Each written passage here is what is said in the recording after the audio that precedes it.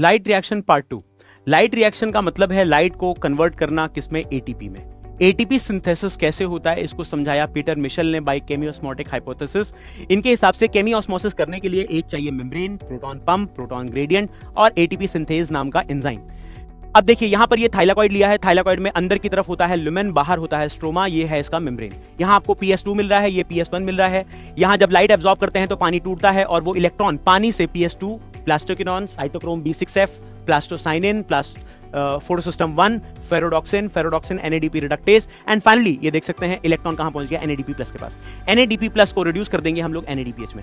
ये तो हुआ इलेक्ट्रॉन का फ्लो। अब इस प्रोसेस में क्या कहीं पर H+ का फ्लो हुआ है? यस, आप देख सकते हो पानी जब टूटा तो इलेक्ट्रॉन के साथ साथ यहां पर ऑक्सीजन और H+ भी इकट्ठा हुए हैं, तो H+ लुमेन में क्या हो जाएगा, बढ़ जाएगा। दूसरा, जब PS2 से इलेक्ट्रॉन पहुंचता है प्लास्टोक्विनोन के पास, तो प्लास्टोक्विनोन इलेक्ट्रॉन एक्सेप्ट करके नेगेटिवली चार्ज हो जाता है और वो H+ को स्ट्रोमा से उठाकर साइटोक्रोम B6 की मदद से यहां पर लुमेन में डाल देता है, जिसकी वजह से लुमेन में H+ बढ़ जा रहा है और स्ट्रोमा में H+ कम हो जा रहा है। फाइनली यहां पर NADP+ जो है, जब ये इलेक्ट्रॉन को एक्सेप्ट करता है तो ये भी नेगेटिवली चार्ज हो जाता है और ये स्ट्रोमा से H+ को क्या कर लेता है, एक्सेप्ट। H+ से एक्सेप्ट करने के बाद ये NADPH में कन्वर्ट हो जाता है। तो 3 फैक्टर्स हैं, पानी टूटने से लुमेन में H+ बढ़ जाना, प्लास्टोक्विनोन यानी H+ पंप की वजह से लुमेन में H+ कम होना और लुमेन में H+ बढ़ जाना और स्ट्रोमा में H+ कम होना, एंड फाइनली NADP+ को रिड्यूस करने वाला जो एंजाइम है, ये H+ का कॉन्सेंट्रेशन स्ट्रोमा में क्या कर देता है, कम कर देता है। ठीक है, तो यहां पर H+ अंदर ज्यादा बाहर कम, इसको बोलते हैं प्रोटॉन का ग्रेडियंट।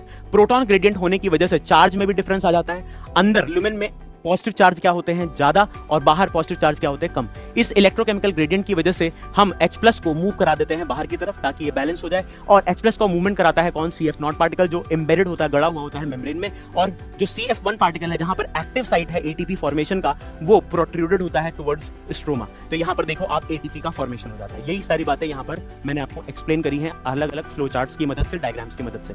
अब एक ओवरव्यू ले लेते हैं, हमने क्या पढ़ा, लाइट का एब्जॉर्प्शन किया, ETS किया, ये तीनों फैक्टर्स कराए जिसकी वजह से प्रोटॉन का ग्रेडियंट बना, प्रोटॉन ग्रेडियंट की वजह से इलेक्ट्रोकेमिकल ग्रेडियंट बना, और उसके बाद फाइनली उस ग्रेडियंट को हम लोग तोड़ देंगे किसकी मदद से, CF0 पार्टिकल की मदद से। CF0 पार्टिकल की वजह से जो एनर्जी मिलेगी वो एनर्जी हम लोग दे देंगे CF1 को, जिसकी वजह से कन्फर्मेशन चेंज आएगा और यहां पर ATP का फॉर्मेशन आ जाएगा। Thank you.